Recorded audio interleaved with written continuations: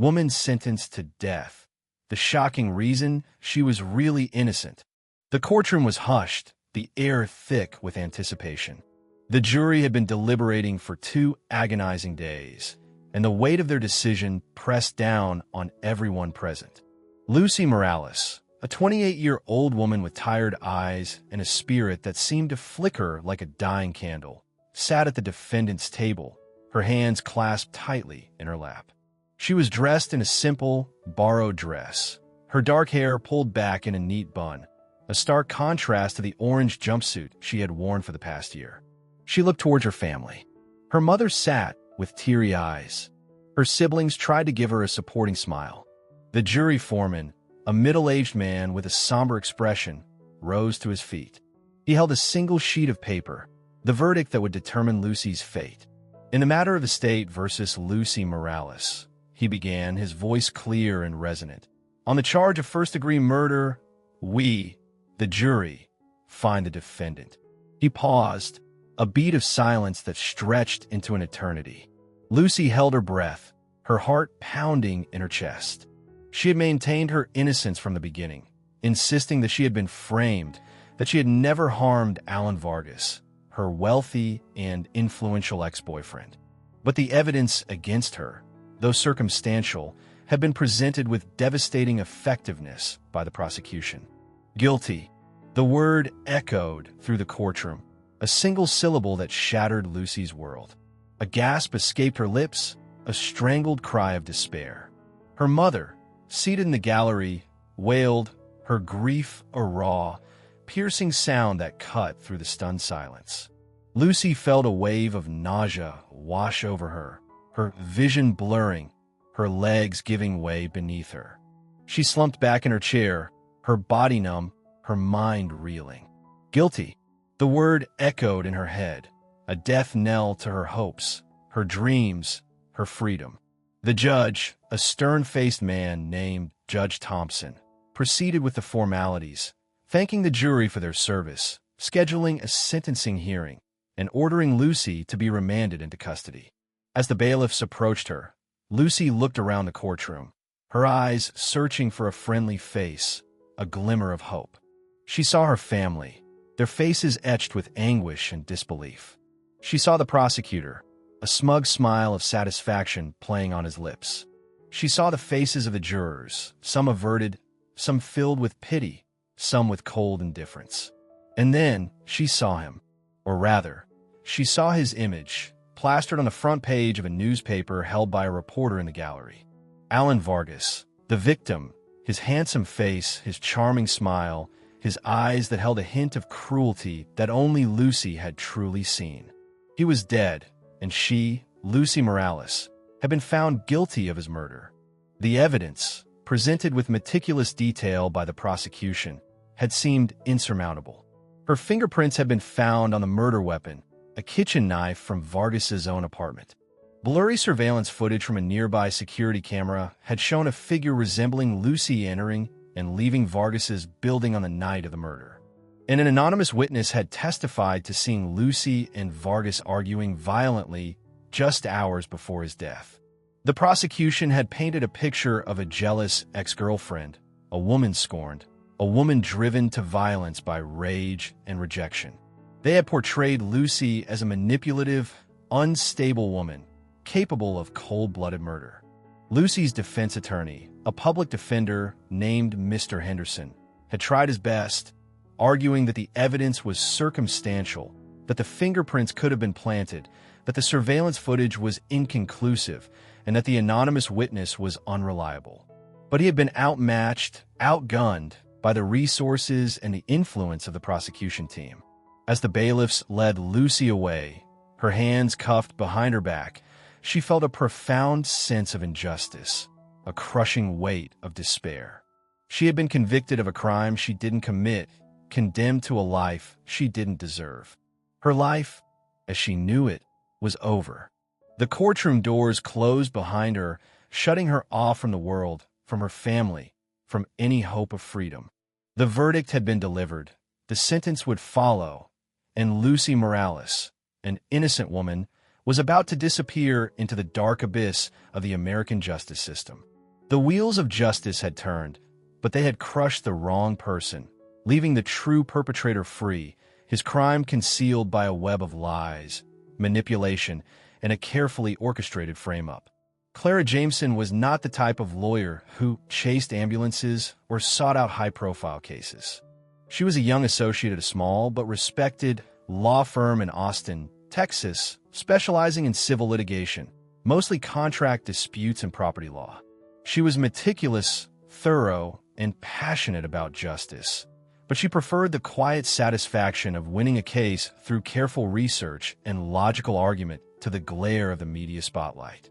She had followed the Lucy Morales case with a detached interest, reading the newspaper articles, watching the occasional news report.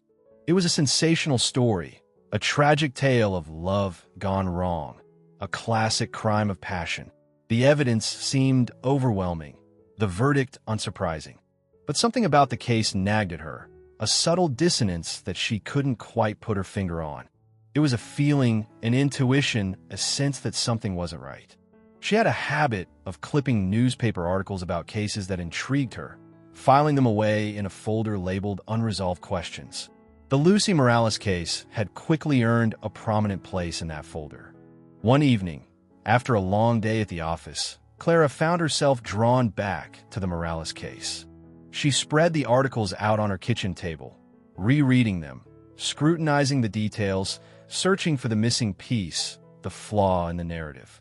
She was particularly struck by the anonymous witness, the individual who had supposedly seen Lucy and Vargas arguing on the night of the murder. The witness had never been identified, their testimony protected by the court. Clara found that troubling.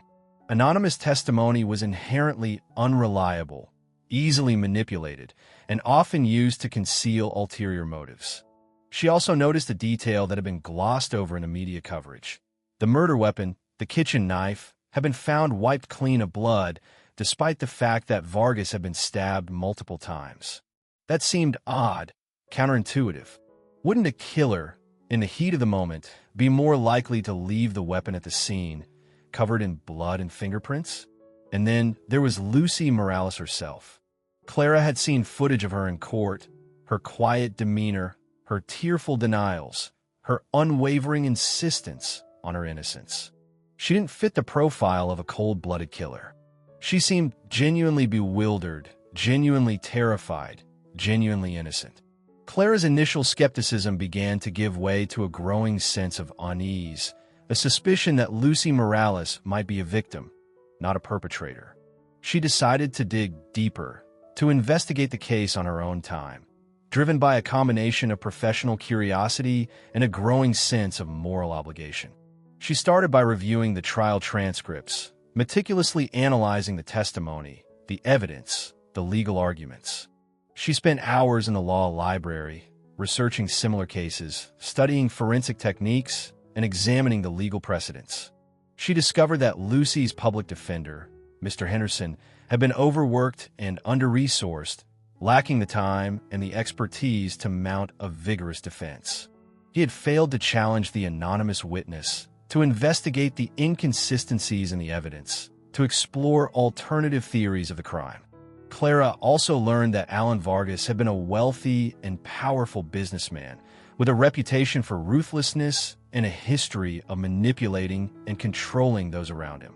He had connections to the police, to the local media, even to the judge who had presided over Lucy's trial. The more Clara investigated, the more convinced she became that Lucy Morales had been framed, that a grave injustice had been committed.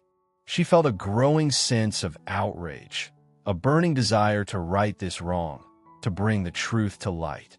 She knew it wouldn't be easy. She was a young, inexperienced lawyer, going up against a powerful and entrenched system.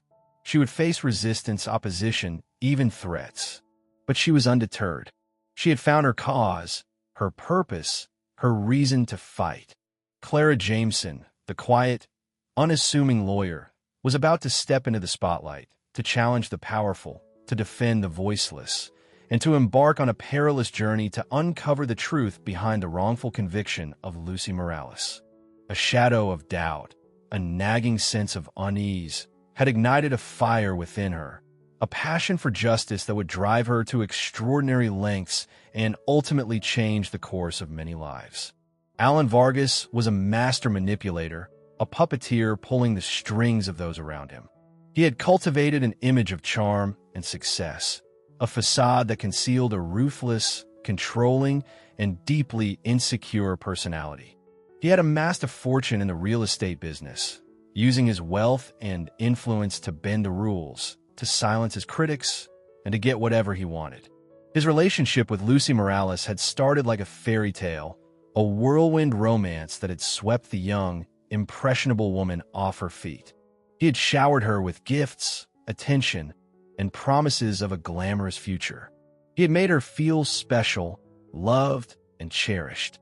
But the fairy tale had quickly turned into a nightmare. Vargas's charm had given way to possessiveness, his affection to control, his promises to threats. He had isolated Lucy from her friends and family, monitoring her every move, controlling her finances, and manipulating her emotions. He had a volatile temper, prone to fits of rage and jealousy. He had accused Lucy of infidelity, of disrespect, of failing to meet his impossible standards. He had used verbal abuse, emotional blackmail, and occasional physical violence to keep her in line. Lucy had tried to leave him several times, but he had always found a way to lure her back, using a combination of apologies, promises, and threats. He had convinced her that she was nothing without him, that she was incapable of surviving on her own, that she deserved his abuse. The idea of framing Lucy for his own murder had come to Vargas gradually, a twisted solution to a problem that had been consuming him. He had grown tired of Lucy, bored with her subservience, and resentful of her attempts to assert her independence. He wanted to be rid of her, but he didn't want to simply discard her. He wanted to punish her, to destroy her, to make her pay for daring to defy him. He had also grown increasingly paranoid, convinced that Lucy was planning to leave him and take a significant portion of his wealth. He had overheard her talking on the phone to a lawyer, discussing her legal options, and he had seen it as the ultimate betrayal. The plan had taken shape over several weeks, a meticulous and elaborate scheme designed to ensure Lucy's conviction and his own escape. He had studied forensic science, researching methods of planting evidence, manipulating witnesses, and influencing police investigations. He had used his connections to bribe a corrupt police detective, Detective Miller, ensuring that the investigation would focus solely on Lucy and that any exculpatory evidence would be ignored or suppressed. He had planted Lucy's fingerprints on the murder weapon, a kitchen knife from his own apartment, carefully wiping away any traces of his own DNA. He had hired a private investigator to create a fake surveillance video, using sophisticated editing techniques to insert a figure resembling Lucy into the footage. He had paid a known criminal, a man with a history of violence and a grudge against Lucy, to act as the anonymous witness, providing false testimony about seeing Lucy and Vargas arguing on the night of the murder. He had used his influence with the local media to ensure that the story was portrayed in a way that favored his narrative, painting Lucy as a jealous, unstable ex-girlfriend, and himself as the innocent victim. He had even threatened Lucy's family, warning them to stay silent, to cooperate with the police, or face the consequences. He had also contacted a lawyer who had briefly represented Lucy, intimidating him into dropping the case. Vargas had orchestrated the perfect crime, meticulously covering his tracks, manipulating the evidence, and controlling the narrative. He had anticipated every contingency, every possible challenge, every potential obstacle. He had faked his own death, with the help of a disgraced doctor, using a combination of drugs and staged evidence to create the illusion of a fatal stabbing. He had then slipped away, disappearing into the night, confident that Lucy would be convicted and that he would be free to start a new life, with a new identity and a vast fortune. But he had underestimated one thing: the tenacity of a young, inexperienced lawyer named Clara Jameson and her unwavering commitment to justice. His perfect crime was about to unravel, his carefully constructed lies exposed, his meticulously planned escape thwarted. The shadows of ambition, the darkness of his manipulation, were about to be illuminated by the bright light of truth, and Alan Vargas, the master puppeteer, was about to become a victim of his own twisted game. Clara Jameson's small office, cluttered with files, legal documents, and post-it notes, was her war room. She had transformed her quiet legal practice into a command center for her investigation into the Lucy Morales case. She worked late into the night, fueled by coffee and a burning sense of injustice, poring over trial transcripts, police reports, and witness statements. Her initial suspicions, sparked by inconsistencies in the evidence and Lucy's unwavering claims of innocence, had solidified into a firm conviction. Lucy Morales had been framed. But proving it, dismantling the seemingly airtight case against her, was a daunting task. Clara started with the physical evidence. The murder weapon, the kitchen knife, bothered her. It had been found wiped clean of blood, yet Lucy's fingerprints were clearly visible on the handle. That didn't make sense. A killer, in the heat of the moment, would likely leave traces of blood, along with their fingerprints. The clean knife suggested a deliberate attempt to plant evidence. She contacted a forensic expert, a retired professor named Dr. Samuel Chun, who had a reputation for meticulousness and integrity. She sent him copies of the forensic reports, the crime scene photos, and the trial transcripts. Dr. Chin's analysis confirmed Clara's suspicions. The lack of blood spatter on the knife, combined with the presence of the defendant's fingerprints, is highly unusual, he wrote in his report.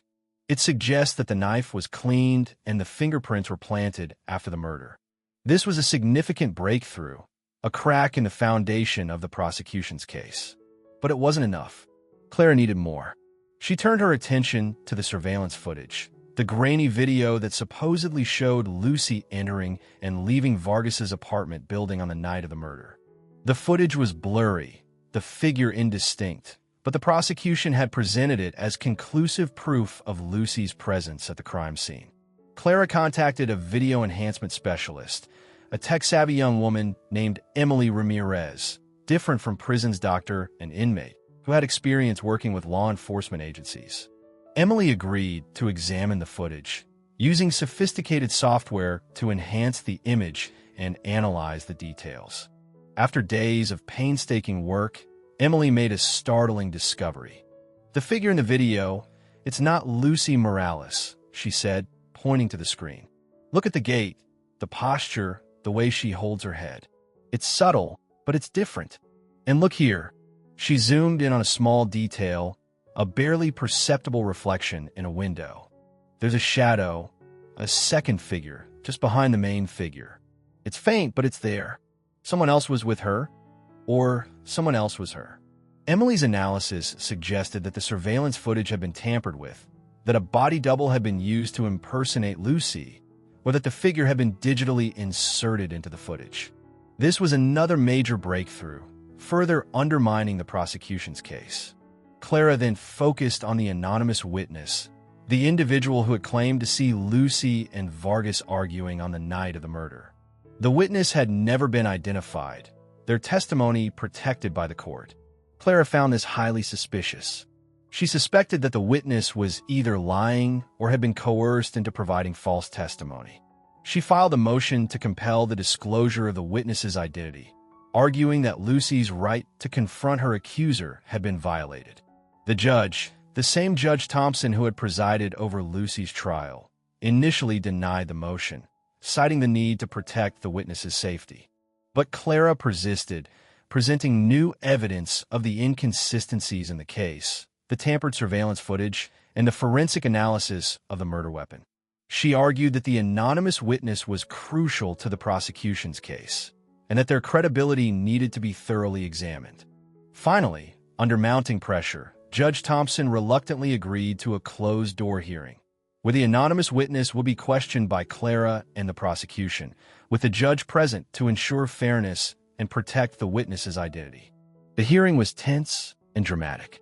The anonymous witness, a man named Frank Miller, different from the father in the previous story, was visibly nervous, his testimony hesitant and evasive. Under Clara's relentless questioning, his story began to unravel. He admitted that he had never actually seen Lucy Morales arguing with Vargas, that he had been paid to provide false testimony. He revealed that he had been contacted by a man he didn't know, a man who had offered him a substantial sum of money to lie to the police. He had been given a script, a detailed account of the supposed argument, and he had been instructed to memorize it and repeat it verbatim. Clara pressed him for details about the man who had hired him. Miller described him as tall, well-dressed, with a commanding presence and a cold, calculating demeanor. He couldn't remember his name, but he remembered a distinctive feature, a small, silver scar above his left eyebrow. The description, though vague, sparked a flicker of recognition in Clara's mind.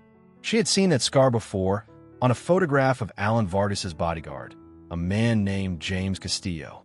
The cracks in the foundation of the prosecution's case were widening, revealing a web of deceit, manipulation, and conspiracy. Clara was closing in on the truth, but she knew she was also entering dangerous territory, challenging powerful forces that would stop at nothing to protect their secrets. The investigation was far from over, but she had made significant progress, uncovering evidence that pointed to a far more complex and sinister explanation for the murder of Alan Vargas. Clara's investigation had reached a critical juncture. She had uncovered compelling evidence suggesting Lucy Morales had been framed, but she needed more. She needed to find witnesses who could corroborate her findings, who could testify to Vargas's manipulative nature and his potential motive for faking his own death. She focused her attention on James Castillo, Vargas's bodyguard. The anonymous witness's description, particularly the silver scar above his left eyebrow, had strongly implicated Castillo in the conspiracy. Clara believed he held a key piece of the puzzle, but she knew getting him to talk would be difficult. She started by digging into Castillo's background. He had a history of violence, a criminal record that included assault and weapons charges. He had worked for Vargas for several years, serving as his personal bodyguard, driver, and enforcer. He was known for his loyalty to Vargas, his willingness to do whatever it took to protect his boss's interests. Clara tried to contact Castillo, but he was elusive, unreachable. He had seemingly disappeared after Vargas's death, leaving no trace. She suspected he was in hiding, possibly with Vargas's help. She then turned her attention to Lucy's family and friends, hoping to find someone who might have witnessed Vargas's controlling behavior or heard him express any threats against Lucy. She knew that Vargas had isolated Lucy, cutting her off from her support network, but she hoped that someone, somewhere, might have seen through his facade. She met with Lucy's mother, Maria Morales, a woman worn down by grief and the weight of her daughter's wrongful conviction. Maria was initially hesitant to talk, still fearful of Vargas's reach, even in death. But Clara's persistence and her genuine empathy gradually won her over. He was a monster, Maria said, her voice trembling with emotion. He controlled everything Lucy did, everything she said, everyone she saw. He threatened us, her family, if we tried to interfere. He said he would hurt us, hurt Lucy, if we didn't stay away. Maria recounted several incidents where Vargas had exhibited his controlling and abusive behavior, including one occasion where he had physically assaulted Lucy in a fit of rage. She had wanted to report him to the police, but Lucy had begged her not to, fearing for their safety. Clara also interviewed several of Lucy's former friends, who confirmed Maria's account of Vargas's manipulative and controlling nature. They described him as charming and charismatic on the surface, but possessive, jealous, and prone to violent outbursts. One friend, Sarah Miller, different Sarah, recalled a particularly disturbing incident. "I saw him grab her arm, really hard, leaving bruises," she said. "He was yelling at her, accusing her of cheating on him. She was terrified, but she wouldn't leave him. She said she was afraid of what he would do." These testimonies, though circumstantial, painted a consistent picture of Alan Vargas as a man capable of extreme manipulation and violence, a man who would stop at nothing to get what he wanted. Clara also tracked down the lawyer, Mr. Henderson, different Mr. Henderson, who had briefly represented Lucy before her trial. He had been reluctant to talk, initially citing attorney-client privilege. But Clara persisted, appealing to his sense of justice, his professional ethics, and his conscience. Finally, Mr. Henderson agreed to meet with her off the record. He confirmed that Lucy had contacted him, seeking legal advice about leaving Vargas. He had advised her to gather evidence of his abuse, to document his threats, and to seek a restraining order. But then, Mr. Henderson said, his voice filled with regret, she stopped calling. I tried to reach her, but she wouldn't return my calls. I later learned that Vargas had threatened her, told her that if she ever tried to leave him, he would destroy her. Mr. Henderson revealed that he had also received threats, anonymous phone calls warning him to stay away from Lucy, to drop the case. He had been intimidated, fearing for his own safety and the safety of his family. He had withdrawn from the case, a decision that had haunted him ever since. Clara now had a clearer picture of the extent of Vargas's power and influence. He had silenced witnesses, intimidated lawyers, and manipulated the legal system to his advantage. He had created a climate of fear, making it almost impossible for anyone to challenge him. But Clara was undeterred.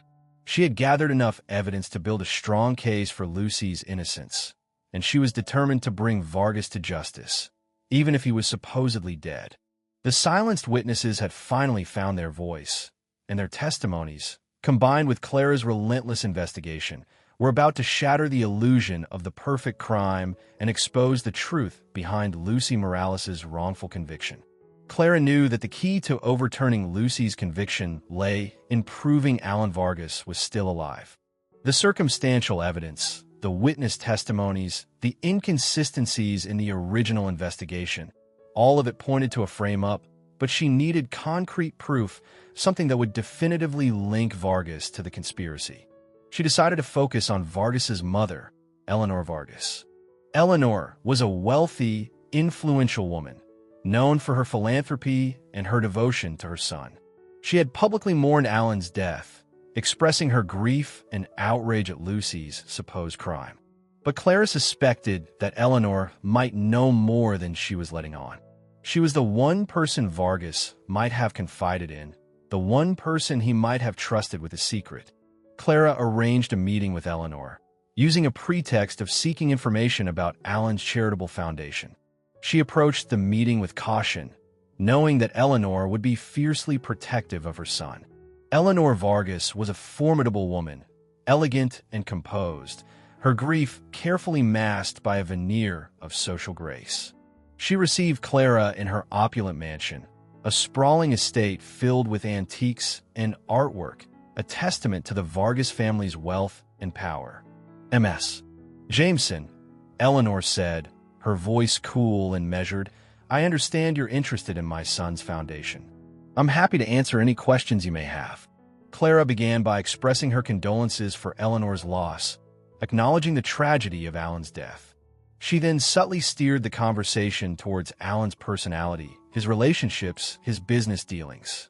Eleanor spoke of her son with pride and affection, describing him as a brilliant, ambitious, and generous man. She dismissed any suggestion of his controlling or abusive behavior, portraying him as a victim of a jealous ex-girlfriend. Clara listened patiently, allowing Eleanor to talk, to paint her idealized picture of her son. But she also subtly challenged her narrative, probing for inconsistencies, for cracks in the facade. Mrs. Vargas, Clara said, gently, your son was a very successful businessman. He must have made some enemies along the way. Did he ever express any concerns about his safety, about anyone who might have wanted to harm him? Eleanor hesitated, her composure momentarily faltering. Alan was a forceful personality, she admitted. He wasn't afraid to make tough decisions, but he always acted in the best interests of his company, his employees, his community. Clara pressed further, mentioning the anonymous witness, the surveillance footage, the forensic evidence. She presented Eleanor with the evidence of the frame-up, the inconsistencies in the prosecution's case, the growing suspicion that Alan might still be alive. Eleanor's defenses began to crumble. Her hands trembled, her eyes filled with tears. She struggled to maintain her composure, to deny the undeniable. I don't know what you're talking about, she stammered. This is all a terrible misunderstanding. My son is dead. Lucy Morales killed him. Clara then played her trump card. She presented Eleanor with a recent photograph, taken by a private investigator she had hired. The photograph showed Alan Vargas, alive and well, living under an assumed identity in a small town in Mexico. Eleanor gasped, her face turning pale. She stared at the photograph, her eyes wide with shock and disbelief. The image of her son, tanned and relaxed, a faint smile playing on his lips, shattered her carefully constructed illusion. That's impossible, she whispered. It's a fake. It has to be. But she knew it wasn't a fake. She recognized the distinctive scar above his left eyebrow, a scar he had gotten as a child. She recognized the glint in his eyes, the familiar set of his jaw. It was Alan, her son, alive and well, living a lie. The truth, so long denied, so carefully concealed, finally broke through. Eleanor Vargas collapsed, sobbing uncontrollably, her grief for her dead son replaced by a horrifying realization of his betrayal, his cruelty, his monstrous deception. He told me, she sobbed. He told me he had to disappear, that he was in danger, that someone was trying to kill him. He made me promise not to tell anyone. Clara gently guided Eleanor through her confession, eliciting the details of Alan's plan, his motives, his methods. Eleanor revealed that Alan had confided in her, seeking her help in staging his death and escaping the country. He had manipulated her love for him, her grief, her fear, to ensure her silence. He had been planning this for months, carefully crafting the frame-up, manipulating everyone around him, including his own mother. He had been driven by a combination of greed, paranoia, and a desire to punish Lucy for daring to defy him. With Eleanor's confession and the photograph of Alan in Mexico, Clara had the irrefutable proof she needed. She contacted the authorities, presenting them with the evidence, demanding that Lucy Morales be released and that an international warrant be issued for Alan Vargas's arrest. The confession was the culmination of Clara's relentless investigation, her unwavering commitment to justice, and her refusal to be intimidated by power and influence.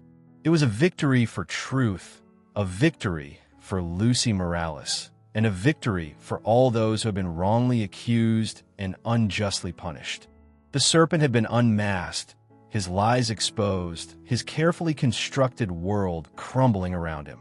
And the young lawyer, who had dared to challenge the system, had brought about his downfall, proving that even the most elaborate schemes, the most powerful conspiracies, could be undone by the persistent pursuit of truth and justice.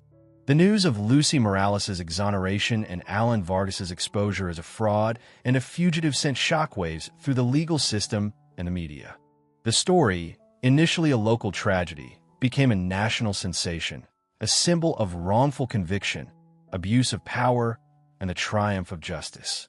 Lucy, after spending over a year on death row, was finally released from prison.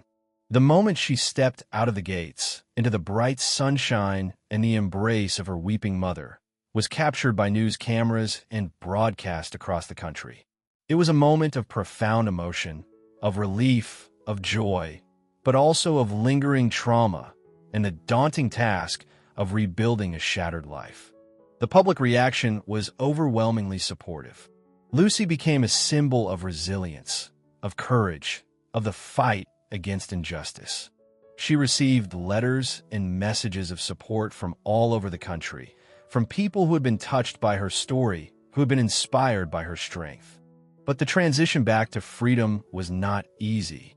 Lucy struggled with nightmares, flashbacks, and panic attacks. She was haunted by the memory of her time in prison, by the fear, the isolation, the constant threat of violence. She had difficulty trusting people, difficulty forming relationships, difficulty adjusting to a world that had moved on without her. Clara Jameson, who had become more than just Lucy's lawyer, remained by her side, providing legal and emotional support. She helped Lucy navigate the complex process of clearing her record, filing for compensation for her wrongful conviction and accessing the resources she needed to rebuild her life. The state issued a formal apology to Lucy, acknowledging the grave injustice she had suffered. The corrupt police detective, Miller, who had helped Vargas frame Lucy, was arrested and charged with perjury, obstruction of justice, and conspiracy. The anonymous witness, Frank Miller, was also charged with perjury and obstruction of justice. Judge Thompson, who had presided over Lucy's trial and had shown a clear bias towards the prosecution, was investigated for judicial misconduct and eventually forced to resign.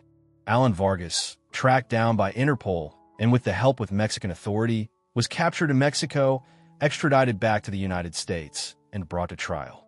He faced a multitude of charges, including attempted murder, of his fake death, fraud, conspiracy, and obstruction of justice. He pleaded not guilty, claiming he had been framed by Lucy and her supporters, but the evidence against him was overwhelming. His mother, Eleanor Vargas, testified against him. Her testimony, a heartbreaking account of a mother's love betrayed, a son's descent into darkness, and a conspiracy that had shattered countless lives. She had initially protected her son out of a misplaced sense of loyalty, but she had ultimately chosen truth over family, justice over deception.